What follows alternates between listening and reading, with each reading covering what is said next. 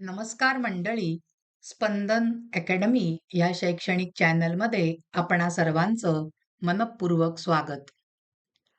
विद्यार्थी मित्रांनो, आज आपण इयत्ता 10वीच्या मराठीच्या पाठ्यपुस्तकातील वस्तू हा जो पद्यपाठ आहे, तो पद्यपाठ समजावून घेणार आहोत.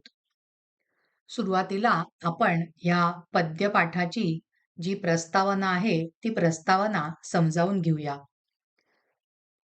कवीचा जो आपल्याला परिचय दिला आहे, तो परिचय आपण बघणार आहोत.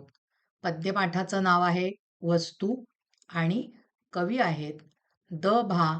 धामणसकर. 1960 साली त्यांचा जन्म झालेला आहे. परिचयामध्ये त्यांनी काय दिलंय बघा. प्रसिद्ध कवी, भावोत्कटता, चिंतनशीलता व प्रांजळपणा यामुळे धामणसकर यांच्या कविता वाचकांच्या मनाला स्पर्श करतात. सामाजिक तणावांमुळे आलेली अस्वस्थता व्यक्त करताना संवेदनक्षम मनाला येणारी व्याकुळता आणि अभिव्यक्तीतील संयम ही त्यांच्या कवितेची वैशिष्ट्ये होत. त्यांची कविता 1980 साली प्रथम कविता दशकाची या संग्रहातून ठसठशीतपणे वाचकांच्या परिचयाची झाली. प्राक्तनाचे संदर्भ व बरेच काही उगवून आलेले हे त्यांचे कविता संग्रह प्रकाशित आहेत. या परिचयामध्ये आपल्याला एक गोष्ट विद्यार्थी मित्रांनो कळून येते, ती म्हणजे हे जे कवी आहेत धामणसकर यांच्या कविता वाचकांच्या मनाला स्पर्श करतात. वाचकांच्या मनाला स्पर्श करतात, वाचकांच्या मनाला भिडतात. म्हणजेच का? म्हणजे त्याचं कारण काय आहे? कारण त्यांच्या कवितेमध्ये आहे भावोत्कटता. म्हणजे भावनांचा जो काही भावनांचं जे काही प्रगटीकरण आहे, ते आपल्या वाचकांच्या मनाला स्पर्श करून जातं. तसंच विषयाची जी चिंतनशीलता आहे, चिंतनता आहे, कवितेमधनं त्याने जो विशेष मांडलेला आहे, त्या विषयाच्या अनुषंगाने त्यांचं जे चिंतन आहे, ते चिंतन सुद्धा वाचकाच्या मनाला भिडतं. आणि प्रांजळपणा, उगाचच एखाद्या तत्वज्ञानी माणसाचा आव न आणता प्रांजळपणे, प्रामाणिकपणे, अगदी मनापासून त्यांनी कविता लिहिलेल्या आहेत. ह्या त्यांच्या वैशिष्ट्यांमुळे त्यांच्या कविता वाचकांच्या मनाला स्पर्श करतात. अजून त्यांनी या परिचयामध्ये काय सांगितलेलं आहे? त्यांच्या कवितेची काय वैशिष्ट्ये आहेत? त्यांच्या कवितेची आपल्याला त्यांनी सांगितलेली वैशिष्ट्ये आहेत की सामाजिक तणावांमुळे आलेली अस्वस्थता व्यक्त करताना संवेदनक्षम मनाला येणारी व्याकुळता, हा अतिशय ज्याला आपण म्हणू महत्वाचा असा विशेष आपल्याला मानावा लागेल. मनाला येणारी व्याकुळता, आणि ते मन कसं आहे, तर ते मन संवेदनक्षम आहे. म्हणजे प्रतिभेच्या अनुषंगाने शब्द उमटतात आणि म्हणून कविता लिहिली जाते इतकंच न राहता, इतक्यापुरतीच त्याची मर्यादा न राहता, समाजामध्ये ज्या समस्या आहेत, समाजामध्ये जे तणाव आहेत, त्या तणावांमुळे जी अस्वस्थता, मनाला जी बेचैनता येते, मनाला जे अस्वस्थ वाटतं, त्या पार्श्वभूमीवरती त्यांच्या मनाला जी व्याकुळता येते, ती व्याकुळता आणि त्या अभिव्यक्तीमधला जो संयम आहे, तो संयम सुद्धा खूप महत्वाचा आहे. ही त्यांच्या कवितेची वैशिष्ट्ये आहेत. म्हणजे एखादी समाजातली घटना म्हणा, गोष्ट म्हणा, पाहिल्यानंतर त्याचा ताण त्यांच्या संवेदनाक्षम, ज्याला आपण सेन्सिटिव्ह माइंड असं म्हणतो इंग्रजीमध्ये, त्या संवेदनाक्षम मनाला व्याकुळता येते, बेचैन होतं ते मन. आणि मग अशा परिस्थितीमध्ये बरेच वेळेला बघा, आपली सुद्धा अशी अवस्था असते, तेव्हा आपण धाड धाड धाड बोलत सुटतो, रागावत सुटतो, चीड व्यक्त करतो, आपल्या भावना खूपच टोकाला जाऊन व्यक्त करतो. पण अशी जरी व्याकुळता आलेली असली तरी हे जे कवी आहेत, ती व्याकुळता शब्दांमधनं, कवितेमधनं प्रगट करताना त्यांच्यामध्ये अतिशय संयम आहे. आणि ही त्यांच्या कवितेची वैशिष्ट्य आहेत. दुसरं काय त्यांनी सांगितलंय? 1980 साली प्रथम कविता दशकाची हा जो संग्रह कविता दशकाची हा जो संग्रह आहे, या संग्रहातनं त्यांच्या कविता वाचकांच्या परिचयाच्या झाल्या ठसठशीतपणे, म्हणजे अतिशय उठावदार पद्धतीने. प्राक्तनाचे संदर्भ व बरेच काही उगवून आलेले हे दोन कविता संग्रह त्यांचे प्रसिद्ध आहेत आणि त्यांच्या कवितेची वैशिष्ट्य, त्यांच्या लेखनाची वैशिष्ट्य आपण आता ह्या परिचयामध्ये बघितली. मग आता ह्या कवितेमध्ये, या पद्यपाठामध्ये त्यांनी काय सांगितलेलं आहे? पद्यपाठाचं नाव आपण बघितलं विद्यार्थी मित्रांनो, वस्तू असं नाव आहे. आपल्याला वाटेल काय वस्तू? ह्याच्यामधनं काय कविता प्रगट होणार आहे? पण प्रस्तुत कविता समजावून घेतल्यानंतर तुमच्या लक्षात येईल, की अरेच्चा, ज्याला अतिशय आपण दुय्यम मानतो एखाद्या वस्तूला, परंतु त्याचं सुद्धा आपल्या जीवनातलं स्थान, महत्त्व कसं अधोरेखित करायचं हे या कवितेमधनं प्रगट झालेलं आहे. काय म्हटलंय बघा या कवितेमध्ये? ही कविता मुक्त छंद या प्रकारातील आहे. वेगवेगळे छंद आहेत.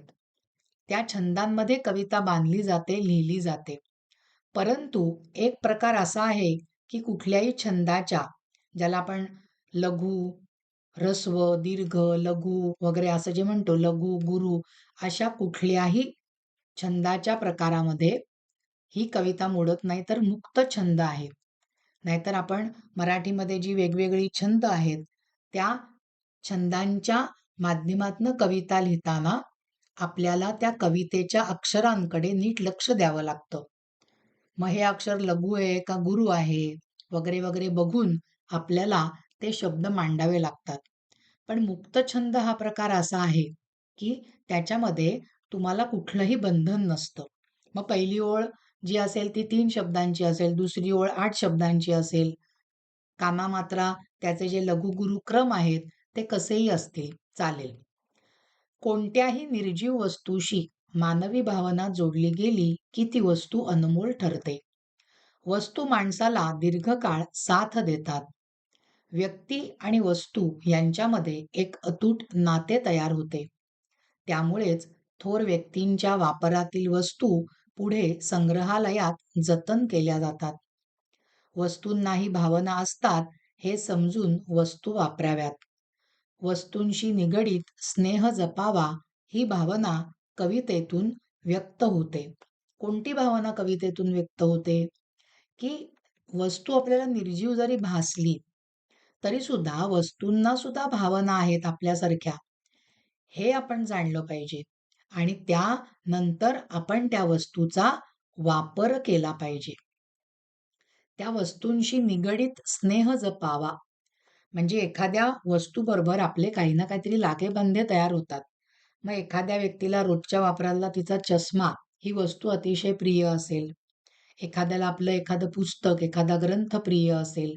एखाद्याला आपली बसण्याची खुर्ची प्रिय असेल. एखाद्याला स्वतःची उशी प्रिय असेल.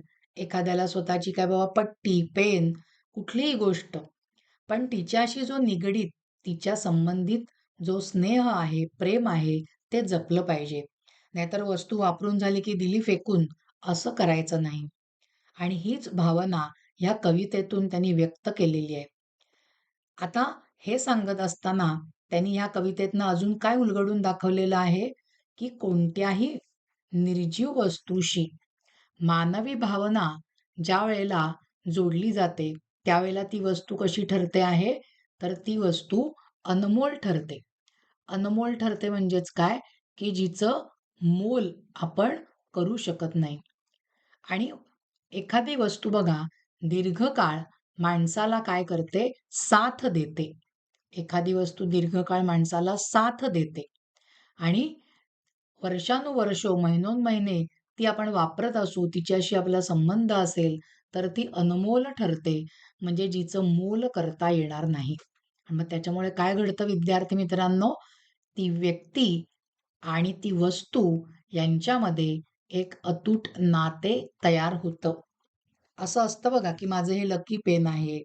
माझी बसायची खुर्ची फिक्स आहे, की ह्या खुर्चीवर बसलं कीच माझा अभ्यास चांगला होतो. प्रत्येकाची अशी विशिष्ट वस्तूंबरोबर निगडीत असलेली आठवण असतेच असते. त्याचा सगळा उहापोह किंवा त्याचं स्पष्टीकरण आपल्याला ह्या कवितेमध्ये कवींनी समजावून दिलेलं आहे. चला तर मग आता आपण कवितेला सुरुवात करूया. वस्तूंना जीव नसेलही कदाचित, पण जीव नसल्यासारखे वागवू नये त्यांना. वस्तूंना मनही नसेल कदाचित, पण ते असल्यासारखे वागलो तर वस्तू प्रचंड सुखावतात. पहिल्या परिच्छेदामध्ये कवीने काय सांगितलंय बघा, की वस्तू कशा वापरल्या पाहिजेत, कशा जपल्या पाहिजेत. ते सांगताना कवी या ठिकाणी आपल्याला कवितेच्या सुरुवातीला काय सांगता आहेत, की वस्तूंना जीव नसेल, परंतु जीव नसल्यासारखे त्यांना वागवू नका. म्हणजेच काय, वस्तूंना सुद्धा जीव आहे, वस्तूंमध्ये सुद्धा प्राण आहे, असं आपण मानलं पाहिजे.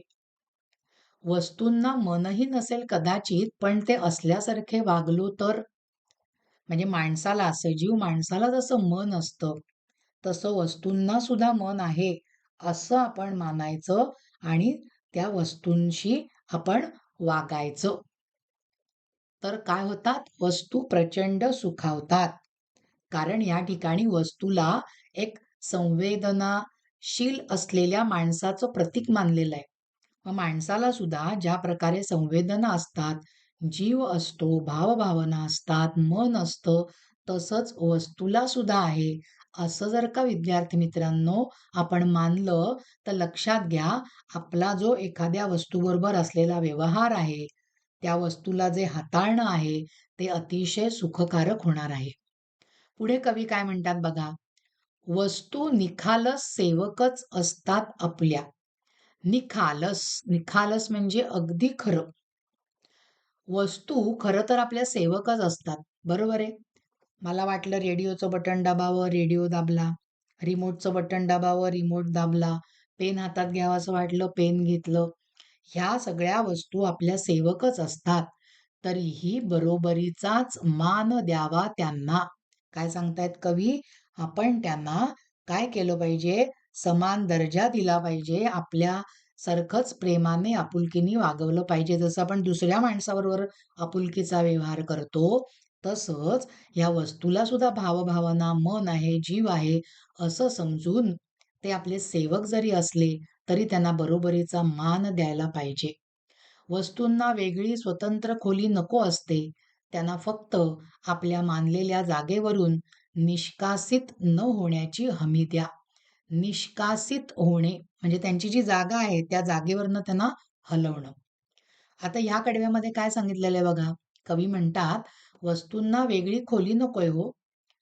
वस्तूंना वेगळी खोली नको आहे. त्यांना काय हवं आहे?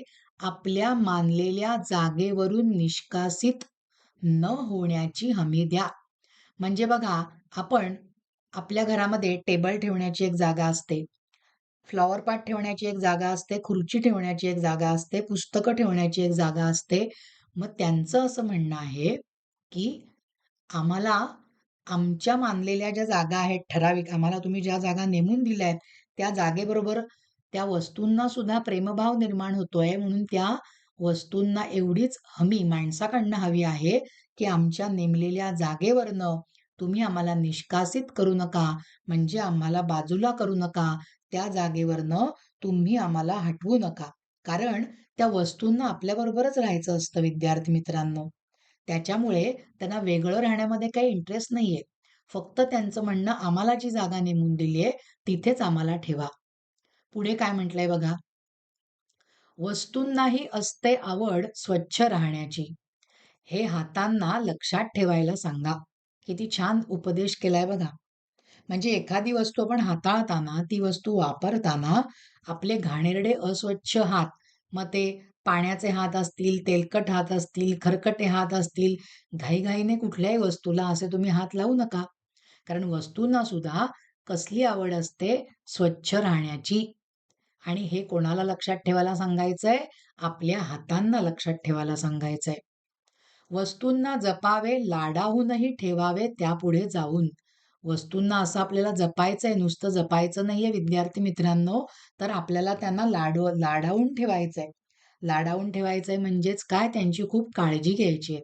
ती वस्तू महिनोन-महिने, वर्षानुवर्ष कशी व्यवस्थित राहील याची काळजी घ्यायची आहे. म्हणजेच त्यांना लाडावून ठेवायचंय. म्हणून त्यांच्याकडे दुर्लक्ष नाही करायचं. त्याच जिवंत ठेवणार आहेत आपला स्नेह नंतरच्या काळातही. आणि त्याच्या पाठीमागे अशी वस्तू वर्षानुवर्ष लाडावून ठेवण्यापाठीमागे, नीट व्यवस्थित ठेवण्यापाठीमागे आपला पण काय स्वार्थ असणार आहे? कारण त्याच जिवंत ठेवणार आहेत आपला स्नेह, आपली आपुलकी, आपलं प्रेम नंतरच्या काळात. म्हणजे बघा, एखाद्या मोठ्या माणसाने वापरलेली एखादी काठी असेल, चष्मा असेल, पेन असेल, नंतरच्या काळामध्ये बघा अशा थोड्या मोठ्यांच्या वस्तू संग्रहालयामध्ये जमा करून ठेवल्या जातात. म्हणजे ती व्यक्ती जरी मूर्त रूपामध्ये या जगामध्ये उरलेली नसली, तरी सुद्धा तिने वापरलेल्या वस्तूंमध्ये आपण त्या व्यक्तींना शोधण्याचा प्रयत्न करतो. आणि म्हणून अचूकपणे कवी इथे काय म्हणतात? त्याच जिवंत ठेवणार आहेत आपला स्नेह नंतरच्या काळातही. बघा, वस्तूसारख्या निर्जीव गोष्टींना सुद्धा सजीव मानून आपल्या समोर अतिशय अचूक शब्दामध्ये व्यक्त केलेला आहे आणि आपल्याला कोणकोणती काळजीही घ्यायला सांगितलेली आहे. आणि या कवितेच्या शेवटी आपल्याला कवी काय सांगतायत बघा, आयुष्य संपले की वस्तूंनाही आजवरच्या हक्काच्या घरात राहू देत नाहीत. तेव्हा कृतज्ञतापूर्ण निरोपाचा त्यांचा हक्क शाबूत ठेवा, अबाधित ठेवा, शिल्लक ठेवा. काय सांगितलेलं आहे शेवटी त्यांनी? की एखादी व्यक्ती बघा मरण पावली की तिला घरातच ठेवलं जातं का? नाही. तिचे क्रियाकर्म करण्यासाठी तिला घराच्या बाहेर नेलं जातं. तसंच वर्षानुवर्ष, महिनोन-महिने एखादी वस्तू वापरल्यानंतर कधीतरी ती वस्तू बिघडणार आहे, मोडणार आहे. तिचं आयुष्य, तिचं जे काही जीवन आहे ते संपणार आहे. आणि मग अशा वेळेला ती वस्तू आपण घरात ठेवत नाही तुटकी-फुटकी. मग ज्यावेळेला त्या वस्तूला तुम्हाला घराच्या बाहेर काढायचं आहे, तेव्हा असं फेकून देऊ नका, कचऱ्यात फेकून दिल्यासारखं, असं कवींना सांगायचंय. तर कवी काय म्हणतात? तर तेव्हा कृतज्ञतापूर्ण निरोपाचा हक्क त्यांचा शाबीत ठेवा, शिल्लक ठेवा. म्हणजे वस्तूंना निरोप देताना सुद्धा घरातील एखादी व्यक्ती मरण पावल्यानंतर तिला ज्या सद्गतीत पद्धतीने आपण निरोप देतो, त्या पद्धतीनेच वस्तू जेव्हा निकामी होईल, वस्तूचं आयुष्य जेव्हा संपेल, तेव्हा तिला सुद्धा असा कृतज्ञतापूर्ण सद्गतीत होऊन तुम्ही निरोप द्या. वस्तूचा हा जो हक्क आहे, तो हक्क शाबीत ठेवा, शिल्लक ठेवा. म्हणजे हा त्यांचा निरोपाचा हक्क आपण कायम ठेवला पाहिजे.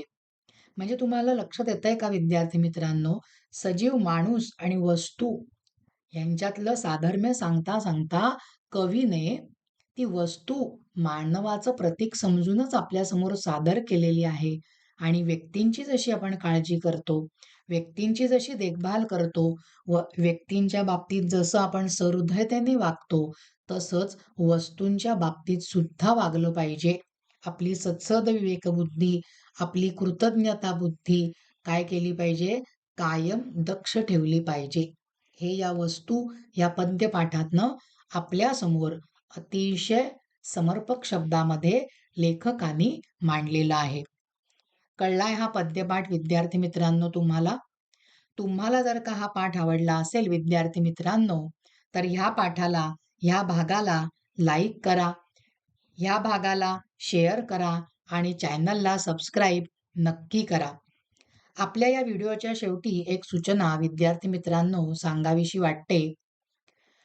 तुम्हाला जर का इयत्ता 10वीचे मराठी आणि संस्कृत या विषयाचे जर का पेपर सेट हवे असतील, तर खाली डिस्क्रिप्शन बॉक्समध्ये मी माझा मेल दिलेला आहे. त्यावर तुम्ही मला निश्चितच संपर्क करू शकता, की जेणेकरून बोर्डाचे जे पेपर सेट आहेत, बोर्डामध्ये ज्या अनुषंगाने कृतीपत्रिका पेपर सेट येतो, तो सोडवण्याचा सराव होईल. आणि आदर्श उत्तरपत्रिका कशी असते त्याचा सेट पण हवा असेल, तर तुम्ही नक्की मेलवरती संपर्क करू शकता. धन्यवाद मित्रांनो.